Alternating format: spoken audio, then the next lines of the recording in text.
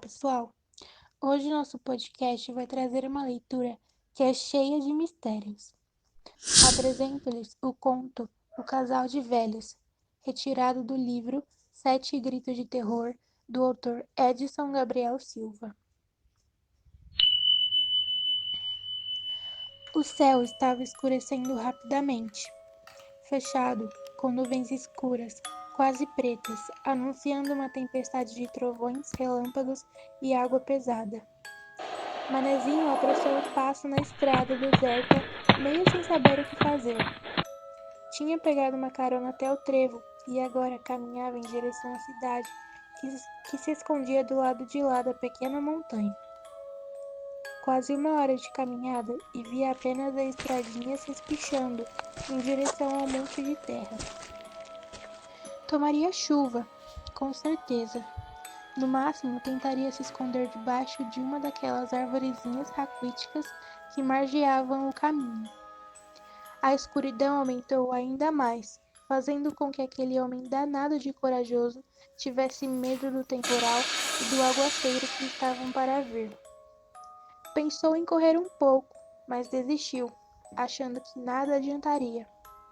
Olhou para cima, como que buscando explicação, e resmungou: "Que venha água, que eu não tenha medo." Mal acabara de resmungar, avistou uma casinha branca e suja na beira da estrada, quase sem vegetação. Manezinho levou um susto que o fez arrepiar. Até bem pouco tempo atrás, algumas dezenas de passos antes, a casinha não estava ali. Ou estava vendo uma miragem, ou o medo da tempestade era real e não o estava deixando ver nada à sua frente. De qualquer forma, após a primeira impressão de estranhamento, apressou-se em bater à porta e pedir guarida antes que a natureza o castigasse. "Ô de casa!" Silêncio. "Ô de casa, tem gente aí?" Ouviu um ruído de ferro rangendo e a porta de madeira se abriu. Um rosto velho, cheio de rugas, mas simpático, apareceu, com um sorriso acolhedor. Manezinho se explicou à velha senhora. "Vem chuva brava aí, minha senhora. Ainda estou longe da cidade." A velha olhava ternamente para Manezinho. "Se a senhora não se importar." "Claro que não, meu filho. Entre. A casa é pobre, mas dá para receber mais um." "Obrigado. Assim que a chuva passar, eu vou embora." "Não precisa ter pressa. A casa é de pobre, mas cabe mais um. Entre." Manezinho entrou. A casa era pobre mesmo. Na verdade, era estranha, mais estranha do que pobre. O cômodo em que se encontrava era grande, escuro, com luz de velas e 3 cadeiras apenas. Havia um outro cômodo, mas estava fechado. Numa das cadeiras estava sentado outro habitante da casa, um velho não menos simpático. "Fique à vontade", disse, levando para cumprimentá-lo com uma enorme mão fria. "Sente-se." Manezinho sentou-se. Os velhos também se sentaram. Pareciam tristes, mas queriam conversar. "O senhor vem de longe?" Manezinho contou alguns pedaços de sua história. "Não tenho lugar de onde venho. Faz 3 ou 4 anos que não tenho lugar fixo. Sou do mundo, andando aqui e ali. Paro um pouco em cada lugar, trabalho, ganho algum dinheiro e torno a seguir caminho." Um cheiro forte de velas tomava conta do cômodo e da história. "Você não tem família?" Manezinho não soube quem perguntou, se o velho ou a velha. Teve a impressão de que a voz não viera de nenhum dos dois, que viera de algum outro lugar.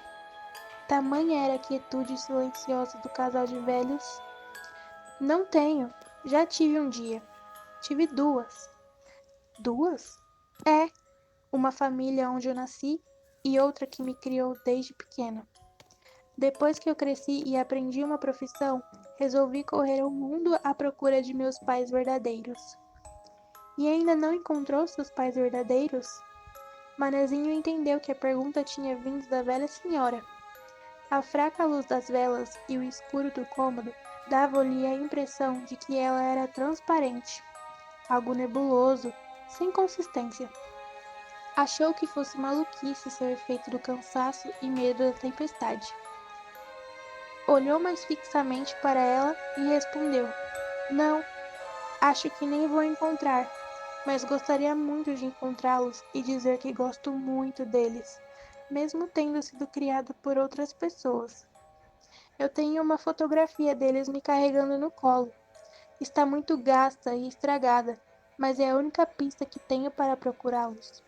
Quem sabe um dia. Nós também passamos boa parte da vida procurando o único filho que tivemos.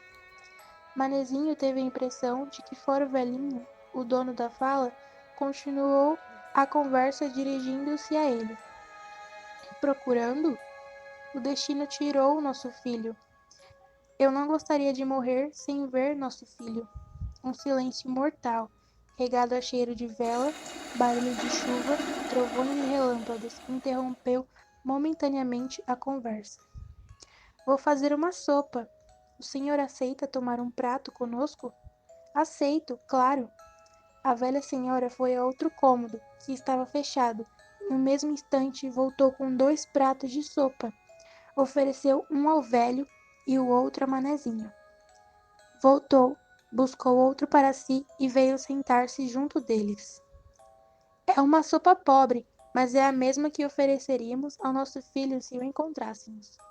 Manezinho tomou a sopa mais por gentileza. Não tinha gosto algum o líquido que ele levava à boca. Depois continuaram a conversa, devagar, com intervalos de silêncio, mas sem parar. Havia nos velhos algo de extremamente simpático e familiar, algo que, apesar das estranhezas da casa e do comportamento deles, cativava Manezinha. Acho que seria a minha maior alegria reencontrar meus pais. Também seria a nossa grande alegria rever o filho que o destino levou. A conversa arrastou-se por mais tempo. Manezinho às vezes tinha a impressão de que conversava sozinho. Tamanha era a quietude do casal de velhos. Foi assim até que sentiu sono. A tempestade tinha passado e ele decidiu que podia continuar a caminhada. Mas a gentileza dos velhinhos segurou-o mais tempo, dessa vez para dormir. Não se vá, está escuro e a cidade fica longe. Durma aqui e amanhã você seguirá caminho. Não, não tem cama, mas você pode se ajeitar num canto qualquer. Ele agradeceu e aceitou.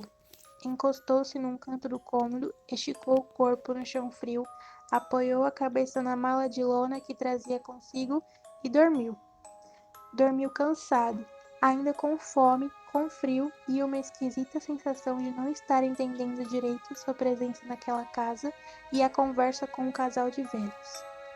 Dormiu mal, uma noite cheia de sonhos estranhos, pesados e incompreensíveis. Acordou da noite mal dormida com a luz forte do sol filtrada pelo grosso vidro da porta da casa. Ainda cansado pela noite de sono ruim, correu lentamente os olhos pelos espaços da casa, procurando primeiro a presença dos velhos e depois os objetos conhecidos. Não encontrou nenhuma coisa nem outra. Não havia barulho de pessoas. Só silêncio. Não havia sinais de vida. Só 3 cadeiras escuras encostadas a paredes e 4 cavaletes de ferro cromado. Na frente dos cavaletes, como se fosse um altar, enormes castiçais com grandes velas brancas pareciam arrumados para alguma cerimônia. Ele deu um pulo, o coração batendo desesperado, quase a boca. Correu para a porta, abrindo-a imediatamente. Não fosse Manezinho, quem era uma pessoa acostumada a surpresas, as mudanças, ao revés da vida, teriam sucumbido ante o susto que levou quando percebeu onde estava. Acabara de passar a noite na capela do cemitério da cidade. Saiu disparado em direção ao portão. No caminho, encontrou uma pessoa, provavelmente o coveiro, cavando 2 covas. Parou afobado junto ao homem e perguntou-lhe: O senhor pode me dizer se há por aqui uma pequena casa habitada por um simpático casal de velhos?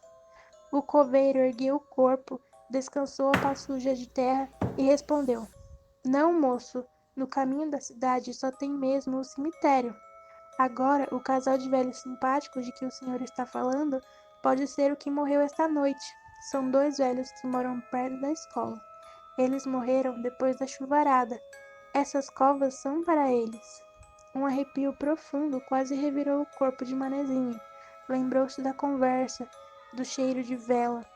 Onde o senhor disse que eles moram? Moravam, moço. Agora já morreram. Perto da escola. Todo mundo sabe, é só perguntar. Manezinho disparou pela estrada. Estava um pouco longe, mas a carreira foi tão aflita e desesperada que num instante a cidade chegou perto dele. Mais um instante e descobriu a casa do casal de velhos. Sentiu que estava perto, bem perto de alguma explicação. O cheiro de velas da noite anterior voltou aos seus sentidos quando entrou na pequena sala onde estavam, lado a lado, os 2 caixões de madeira com os corpos. Aproximou-se devagar e viu os rostos do simpático casal com quem passara a noite anterior. O estômago vazio resmungou em coro com o coração acelerado. Ali estavam seus 2 companheiros de conversa. Mas faltava alguma coisa ainda. Faltava uma explicação. Por que eles? Por que ele? Por mais que procurasse entender o episódio da noite passada no cemitério, não conseguia encontrar explicações.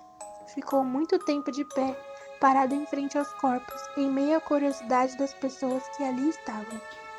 Alguém lembrou-se de convidá-lo a sentar-se. Manezinho agradeceu e sentou-se. Os olhos começaram a correr na parede, mecanicamente procurando aqui e ali os detalhes que estavam escapando de sua compreensão. E foi assim, nessa procura, recolhendo pedaços de lembrança, que reparou em uma moldura desbotada presa à parede. Não é possível, não é possível! Apanhou sua carteira e, atrapalhando, remexendo papéis e cédulas velhas de dinheiro, pegou uma pequena fotografia. Nela, um casal abraçava carinhosamente uma criança de cerca de 3 anos. Era a foto dele com seus pais verdadeiros. Primeira e única foto, relíquia guardada por anos e anos. Manezinho levantou-se, trêmulo, e se aproximou da foto da parede. Somente a mesma foto. A cidade toda ouviu o grito de Manezinho. Gostaram da história de Edson Gabriel Garcia? Até uma próxima história cheia de mistérios.